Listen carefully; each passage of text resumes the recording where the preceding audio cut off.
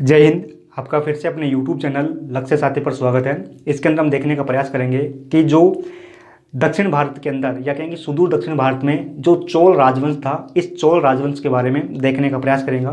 ये हमारी जो कि प्राचीन भारत के इतिहास की सीरीज चल रही थी, सीरीज नंबर ये 69 है ना। इसी के साथ इसके अंदर जो संगम युग चल रहा था, संगम युग के अंदर ये पार्ट नंबर 2 है। इसके अंदर हम चोल जो राजा थे, इन चोल राजाओं के बारे में जानकारी प्राप्त करने का प्रयास करेंगे, या कि जो चोल राज्य है, इस चोल राज्य के बारे में जानकारी प्राप्त करेंगे। जो संगम युग है, संगम युग पर जो पार्ट नंबर 5 था, इसके अंदर हमने जो कि संगम युग के साहित्य के बारे में देखा था। अब इसके अंदर जो चोल राजा है, या कहेंगे संगम युग में जैसे कि चोल, चेल, पांडे जो राजवंशों का अध्ययन किया जाता है, जिसके अंदर आज पहला जो राजवंश है वह है चोल राजवंश। अब ये चोल राजवंश की जो भौगोलिक स्थिति देखें तो ये जो भारत है, इस भारत का जो सुदूर दक्षिणी भाग है, इस दक्षिणी भाग में जो कि चोल राजवंश हुआ करता था, ये हमारा चोल राजवंश था जो कि भारत के पूर्वी जो कि तट से लगा हुआ होता। इसी के साथ जो चोल राजवंश है, इस चोल राजवंश के जो कि दक्षिण में उस समय का जो राजवंश था वो पांड्य राजवंश था, पांड्य राजवंश था।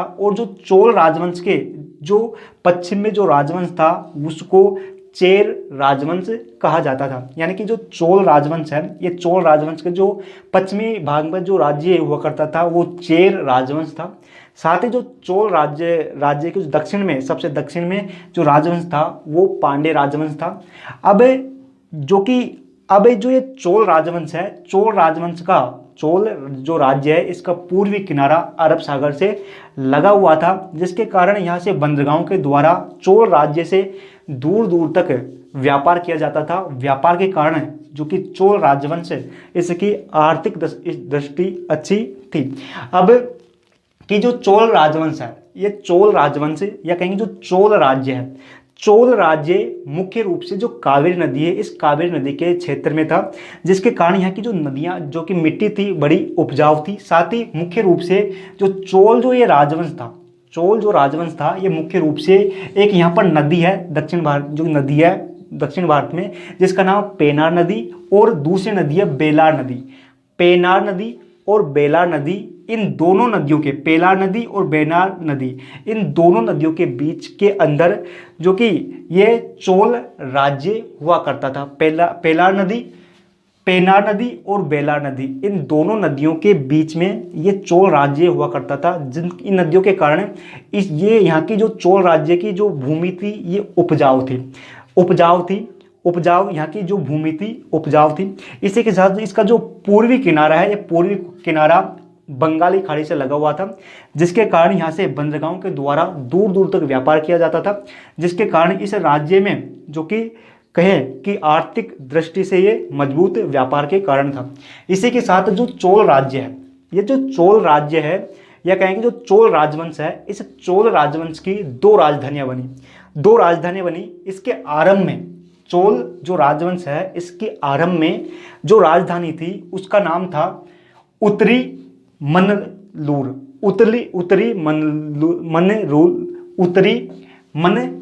जो कि चोल जो राज्य था, चोल राज्य की प्रथम राजधानी उत्तरी मनलूर थी। इसी के साथ कुछ समय बाद में जो चोल जो राज्य है, इस चोल राज्य की राजधानी बदलकर उत्तरी मनलूर से पुहार कर दी गई, या कहें कि कावेरी पट्टनम बना दी गई। पहले राजधानी को बदलकर चोल जो राज्य था, इस चोल राज्य की दूसरी राजधानी बनाई गई, जिसका नाम पुहार, या इसी पुहार को कावेरी पत्तनम भी कहा जाता है। कावेरी पत्तनम या कहेंगे पुहार, यहाँ पर चोल राज्य के अंदर एक बंदरगाह था। बंदरगाह यानी कि इस स्थान से व्यापार किया जाता था, व्यापार के रूप में इसी को बंदरगाह के रूप में प्रयोग किया जाता था। पुहार एक बंदरगाह था, या कहेंगे जो चोल जो राज्य था, इस चोल राज्य का सबसे प्रसिद्ध जो बंदरगाह था वह इनकी राजधानी पुहार थी। पुहार ही इनका बंदरगाह था। इसी के साथ जो कि ये पुहार जो बंदरगाह या कहेंगे कावेरी पत्तनम जो बंदरगाह था, ये चोल राजाओं का सबसे प्रसिद्ध बंदरगाह था। इनकी इस बंदरगाह के माध्यम से चोल राजा जो कि दूर दूर तक व्यापार करते थे, जिसके कारण यहाँ पर जो कि आर्थिक स्थिति बहुत अच्छी थी, है ना। इसके बाद में कि जो चोल राजा था, जो चोल राज्य था, इनके जो शासक के बारे में देखें तो चोल जो राजा थे, इनका जो प्रथम शासक होता है उसका नाम है एलोरा।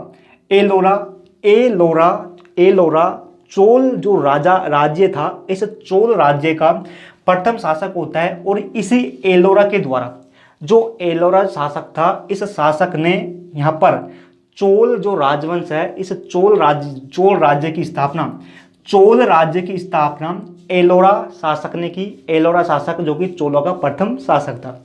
अब जो एलोरा जो शासक है, इसके बारे में हमारे इतिहासकारों को अधिक जानकारी या कहें कि स्पष्ट रूप से जानकारी प्राप्त नहीं है ना। साथ ही जो एलोरा है, इस एलोरा ने उस समय जो आज का श्रीलंका है, जो आज का श्रीलंका है, इस श्रीलंका को उस समय सिंगल द्वीप के नाम से जाना जाता था। जो ये एलोरा शासक था, इस एलोरा शासक ने जो श्रीलंका है या कहेंगे सिंगल द्वीप है, इस सिंगल द्वीप पर विजय प्राप्त कर ली और अपने अधिकार क्षेत्र में ले लिया था। इसी के साथ जो ये एलोरा जो शासक है, इस एलोरा शासक ने चोल राज्य पर लगभग 50 वर्षों तक शासन किया, जिससे यह प्रमाणित हो जाता है कि इस राजा ने यहाँ पर इतने समय तक शासन किया। इससे यह प्रमाणित होता है कि ये एक शक्तिशाली शासक था, जिसके कारण 50 वर्षों तक किसी भारी राजा ने इस पर कब्जा नहीं कर पाए। इसी के साथ जो यहाँ की जनता ने इसका विद्रोह भी नहीं किया। इससे प्रमाणित हो जाता है कि जो ये चोल शासक एलोरा है, ये उस समय का शक्तिशाली शासक हुआ करता होगा। इसके बाद में जो शासक बनता है या कहेंगे जो चोल जो राज्य है, इस चोल राज्य का जो दूसरा शासक बनता है उसका नाम है करिकाल। करिकाल चोल जो राज्य का दूसरा शासक बनता है करिकाल। अब जो करिकाल है, ये करिकाल करिकाल के पिता जो कि एक राजा थे, जिसके बाद में ये राजा बन जाता है करिकाल। लेकिन पद आसीन होने के कुछ समय बाद ही इस करिकाल को पद से हटा दिया जाता है, या कहें कि राजा के पद से हटा दिया जाता है और इस करिकाल को कैद कर लिया जाता है। लेकिन ये करिकाल कैद से भाग निकलता है या भाग जाता है। फिर बाद में आक्रमण करके फिर से ये करिकाल अपना जो चोल राज्य में अपना शासन स्थापित करता है, चोल राज्य में शासन स्थापित करता है। इसकी जानकारी कि इस राजा को कैद किया गया, फिर ये भाग निकला, फिर से इसने आक्रमण किया, अपना साम्राज्य स्थापित किया, इसकी जानकारी हमको पत्तू पातू एक तमिल ग्रंथ है। इस पत्तू पातू तमिल ग्रंथ के अंदर हमको जो करिकाल है, इस करिकाल के फिर से शासन स्थापित करने के बारे में जानकारी हमको देखने को मिलती है। इसी के साथ जो करिकाल है, इस करिकाल का जो शाब्दिक अर्थ होता है वो पांव जला व्यक्ति होता है सामान्य रूप से। इसी के साथ जो कि चोल जो राजवंश था, इस चोल राजवंश का जो सबसे शक्तिशाली शासक जो कि करिकाल हुआ, सबसे शक्तिशाली करिकाल हुआ। अब जो करिकाल है, इस करिकाल ने ही, इस जो एक करिकाल शासक था, इस करिकाल ने ही चोल की राजधानी जो कि उत्तरी मनलूर हुआ करती थी, इस उत्तरी मनलूर को बदलकर इस करिकाल ने ही चोलों की दूसरी राजधानी जिसका नाम पुहार या कावेरीपत्तनम की स्थापना की थी। नई राजधानी कावेरीपत्तनम जो कि करिकाल ने ही यहाँ पर बनाई थी।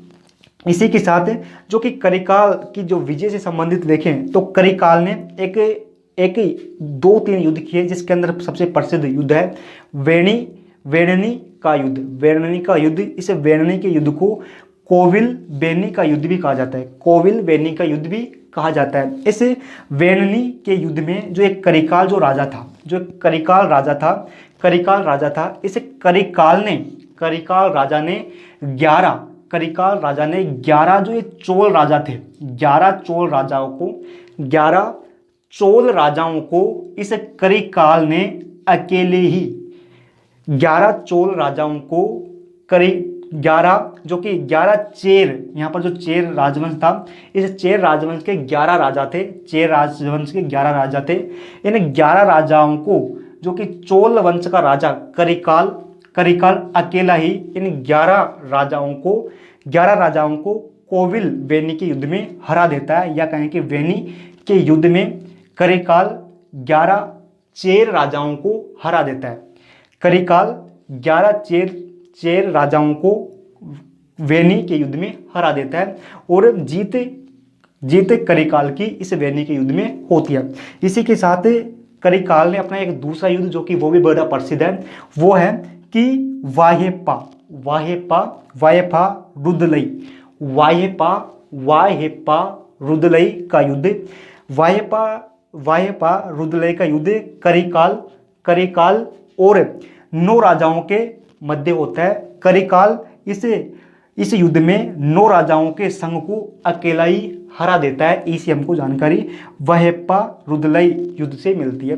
यानी कि करिकाल ने, जो कि महत्वपूर्ण इसके 2 युद्ध है, जिसके अंदर पहला युद्ध है जिसका नाम वेरणी का युद्ध। इस वेरणी के युद्ध में करिकाल 11 चोल राजाओं को 11 जो चेर राजा थे जो कि एक साथ थे, और इधर से जो कि करिकाल अकेला था। इस करिकाल अकेला ने 11 जो चेल राजा थे, इन 11 चेल राजाओं को सामूहिक रूप से हराया। इसी के बाद में जो युद्ध होता है वह वायेपा रुदलई का युद्ध। इसके अंदर जो करिकाल है, इस करिकाल ने 11 राजाओं का एक संघ था, उसको अकेले ही इस करिकाल ने हराया। इसी के साथ जो कि जानकारी मिलती है कि इस करिकाल ने जो सिंगल द्वीप था या कहेंगे श्रीलंका थे, इस श्रीलंका के राजा को हराकर इस श्रीलंका पर भी अपना अधिकार स्थापित किया था करिकाल ने। साथ ही जो कि करिकाल से संबंधित महत्वपूर्ण यह है कि इस करिकाल ने यहाँ पर एक नदी हुआ करती थी जिसका नाम कावेरी नदी। इस कावेरी करिकाल ने लगभग 160 किलोमीटर लंबा बांध बनाया था। करिकाल ने कावेरी नदी पर 160 किलोमीटर लंबा एक बांध बनाया था। ये बांध जो कि दक्षिण भारत का सबसे महत्वपूर्ण बांध है। इसने इस बांध का निर्माण जो कि पीने योग्य जल की आपूर्ति के लिए, साथ ही सिंचाई करने के लिए करिकाल ने जो कि कावेरी नदी पर 160 किलोमीटर लंबा बांध बनाया था। इसके बाद में जो तीसरा शासक बनता है, जो भी इसका नाम है पेरुनल किल्ली, जो कि तीसरा नंबर का शासक बनता है। जो कि ये पेरुनल किल्ली प्रथम चोल शासक था जिसने राजसूय यज्ञ करवाया था। राजसूय यज्ञ कराने वाला पेरुनल किल्ली प्रथम चोल शासक था, है ना। अब जो राजसूय इसने जो अभिषेक जो यज्ञ करवाया था, ये अपने राज्य अभिषेक से संबंधित यज्ञ करवाया था। इसी के साथ जो चौथे नंबर का जो शासक बनता है उसका नाम है सेनगणना चोल राजा। अब इसके बाद में जो आगे के जो चोल राजा होते हैं वो अयोग्य शासक होते हैं या कहीं कमज़ोर शासक होते हैं, और धीरे धीरे जो कि चोल राजवंश जो कि पतन की ओर चला जाता है। ये ज़्यादा महत्वपूर्ण नहीं है। तो इसके अंदर हमने जो चोल राजवंश है, इस चोल राजवंश के देखने का प्रयास किया। जो अगली सीरीज आएगी उस अगली सीरीज में हम चेर राज्य, यहाँ पर जो चेर राज्य है और जो पांड्य राज्य हैं, इन पांड्य राज्य के बारे में देखने का प्रयास करेंगे। और फिर जो आगे की जो सीरीज आएगी उसके अंदर हम जो संगम युग के अंदर जो प्रशासन था, इस प्रशासन के बारे में देखने का प्रयास करेंगे। जो हमने जानकारी देखी ये सभी इस वीडियो डिस्क्रिप्शन में टेलीग्राम चैनल के लिंक पर मिल जाएगी। फिर मिलते हैं। जय हिंद।